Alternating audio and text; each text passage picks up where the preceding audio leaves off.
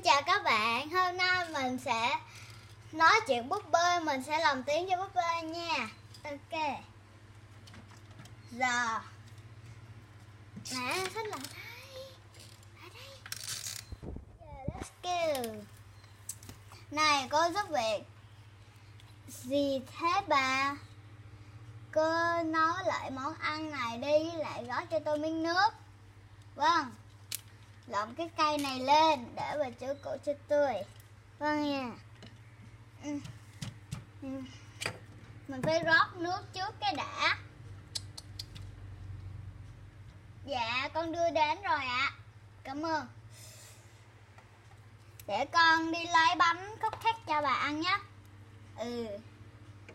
Mời bà ông ăn. Rồi.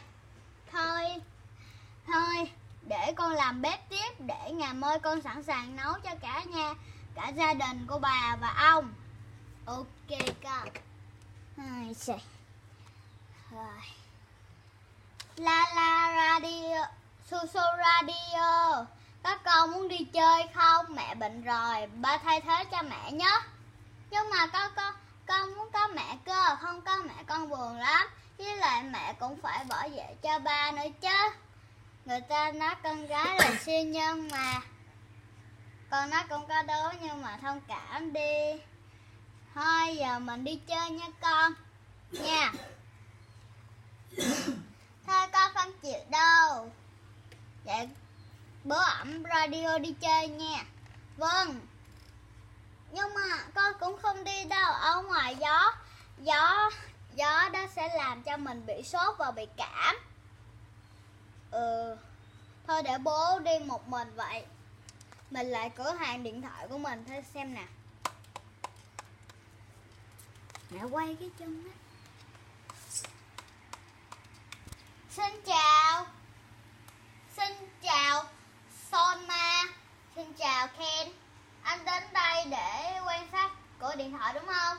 Em biết ngay mà. Đúng rồi. Chào Lâm Lam. Wow. Chào chú là Ken đúng không ạ? Chú chẳng mặc đồ này. Con học hành có được 10 điểm không? Dạ có ạ. Con ngoan lắm. Thôi cửa hàng điện thoại không mất gì hết. Hên quá. Đau quá. Ok. Mình sẽ đi lại quán cà phê mới. Hình như Lâm Lam với Son Hia đã đi rồi. Chắc là mình đi theo.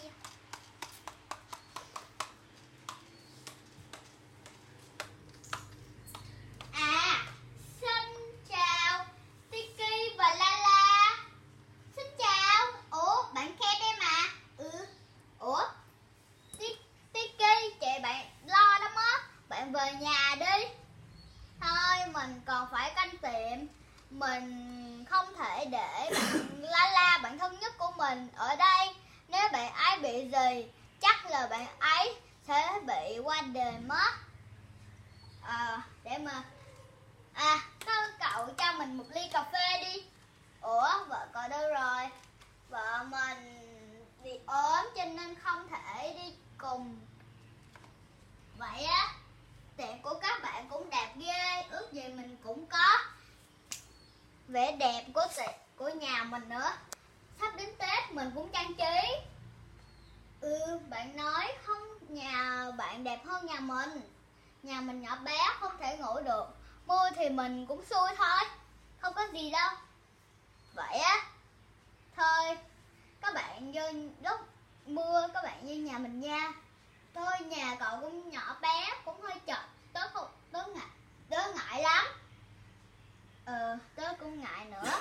Thôi nhà tớ cũng chật vậy. Này Tiki, cậu không lấy ly cà phê cho bạn thân nhất của bạn ư? Để tớ. Bạn thân cho nên mình giá rẻ là 10.000 won.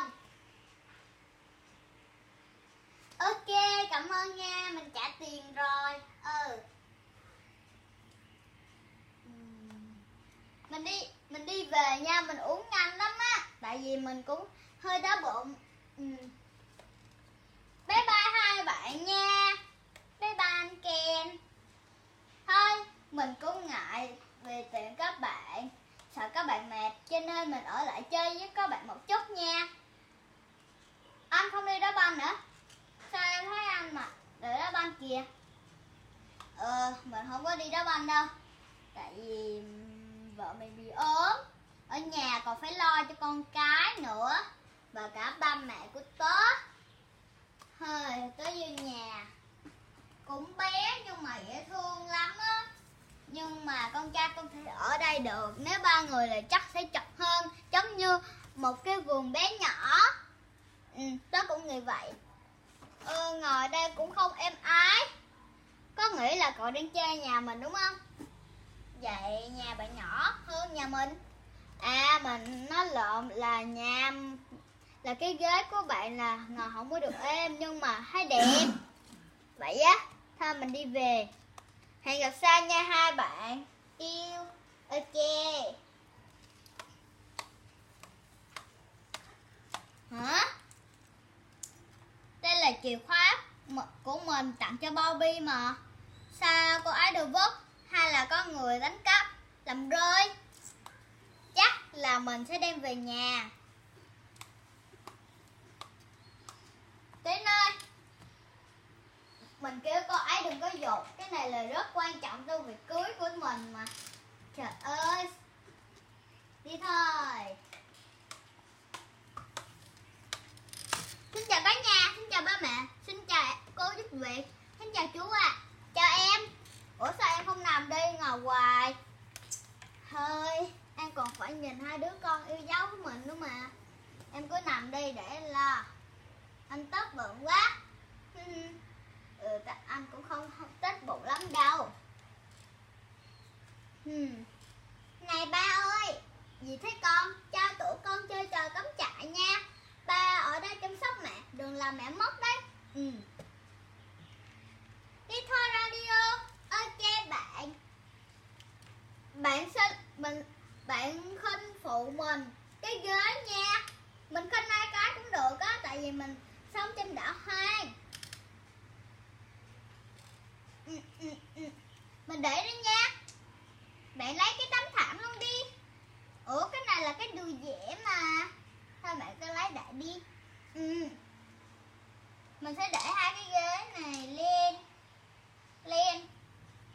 Mình khơi nguyên cái này luôn nhé. Rồi, hai tụi mình xuống ngồi đây, mình cũng hơi mỏi chân rồi đó. Ok. Wow, mình để cái ghế xích qua chút ha. Ui, rất củi rồi. Rồi. Gì? Để radio ơi, chúng mình cùng nướng gì ăn đi, mình đau bụng quá, ăn thiệt nha. Mình cũng đang đau bụng nè. À, các bạn có sao không? Mình không sao, để mình kêu cô chủ Đông Nguyễn nha. Ok, cô chủ ơi, lấy cho em một ít đồ ăn để em làm cánh trại đi. Ok, mình sẽ lấy một ít đồ ăn. Đây nè. Tụi em muốn chơi đồ ồ hàng á, thì tụi em phải nướng thử cái này để coi nướng thử xong thì vẻ đẹp của nó như sao. Dạ. Ủa sao nãy giờ em đợi mà chín luôn rồi. Em ăn đây. Nhầm nhầm nhầm nhầm nhầm. Nhầm nhầm nhầm nhầm nhầm. Cái này ngon quá, hỏi chiên đi. Nhầm nhầm nhầm nhầm nhầm. Nhầm nhầm nhầm. Em ăn xong rồi cô chủ ơi, để cô dẹp.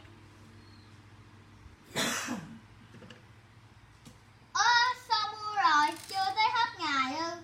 Chán quá. Đi vô thôi. Để mình ở đây mình khiêng hết cho. Cảm ơn nha. Để mình khiêng một mình chán quá. Dù sao bạn ấy cũng không kêu mình, tại vì mình tốt bụng cho nên mình tự khiêng cho bạn ấy đỡ mệt. Các Các bạn ơi, video của mình đến đây là hết rồi. Các bạn nhớ like, share và subscribe nhớ